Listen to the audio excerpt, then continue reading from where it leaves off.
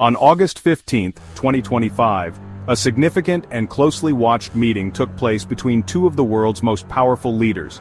United States President Donald Trump and Russian President Vladimir Putin met for a high-stakes summit. The location was chosen carefully, a strategic point between their two nations, with the primary topic being the long and brutal Russo-Ukrainian war. For years, Vladimir Putin had been treated as a pariah on the world stage by many Western nations. His decision to launch a full-scale invasion of Ukraine in 2022 led to widespread condemnation and diplomatic isolation. He was unwelcome in most Western capitals, and the International Criminal Court had even issued a warrant for his arrest.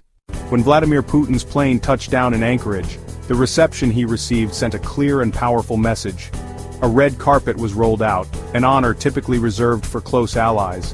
A flyover of American fighter jets streaked across the sky. President Trump himself was there to greet the Russian leader, offering a round of applause. The symbolism was unmistakable. Putin was back in from the cold.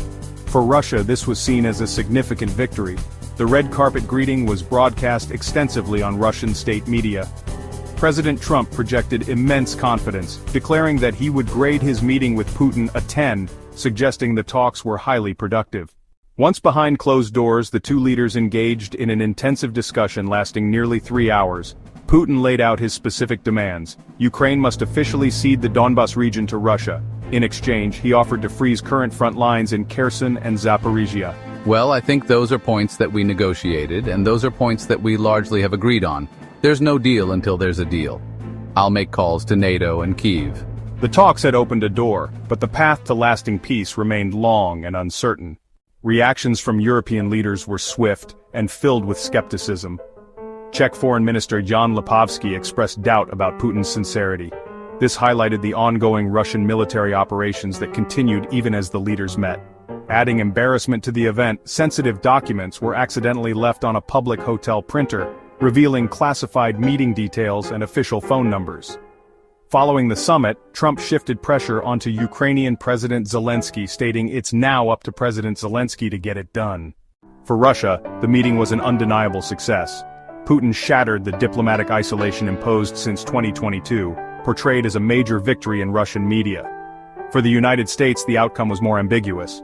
Trump achieved his goal of bringing Putin to the table, but created friction with European allies. The fundamental disagreements remained unresolved. Ukraine and European supporters were unlikely to accept a peace deal requiring territorial surrender. The Trump-Putin meeting did not end the war, but fundamentally altered its dynamics. It opened a controversial chapter in the search for peace, but whether that will end in resolution, or just a pause in hostilities, remains to be seen.